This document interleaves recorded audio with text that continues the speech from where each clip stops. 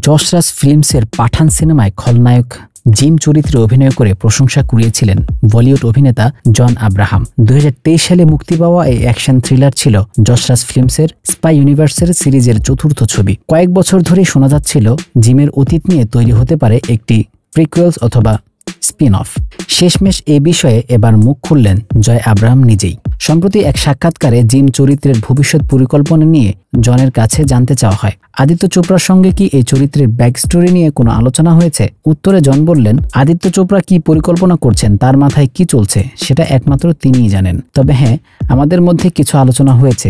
সত্যি চাই ব্যাপারটি বাস্তবে পরিণত হোক। সত্যি বলতে আমি নিজেও এই বিষয়টি নিয়ে পুরোটা জানি না, তবে আশা রাখি একদিন জিমকে নিয়ে গল্প ভাবা হবে। বিষয়টা বেশ আকর্ষণীয়, তাই চাই এটি হোক। বলিউডে খুব সহজেই একঘেয়ে চরিত্রে টাইপকাস্ট হয়ে যাওয়ার সম্ভাবনা থাকে। তার কাছে জানতে চাওয়া হয়, পাঠানের পরও কি আরো কোনো নেতিবাচক চরিত্রের প্রস্তাব এসেছে? মজার ছলে জন বললেন, দক্ষিণ থেকে, উত্তর থেকে, পূর্ব থেকে, সব জায়গা থেকে প্রস্তাব এসেছে। মাত্র 5 থেকে 7 সেকেন্ডের মধ্যে সেসব প্রস্তাব ফিরিয়ে দেন জন।